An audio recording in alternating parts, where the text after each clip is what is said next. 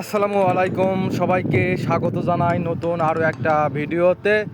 এই মুহূর্তে আমি আছি বাংলাদেশের কুড়িগ্রাম জেলার কুড়িগ্রাম রেলওয়ে স্টেশন। দেখুন কত সুন্দর একটা স্টেশন আর অনেক লম্বা একটা স্টেশন।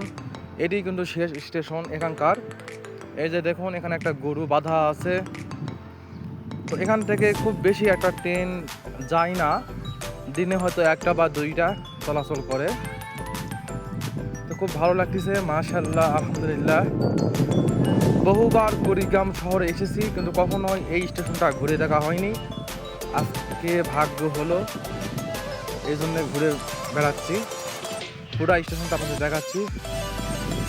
ওয়াও, আপনাদের মধ্যে কারা কারা এই স্টেশনটা ঘুরে দেখেছেন অবশ্যই কমেন্ট করে জানাবেন।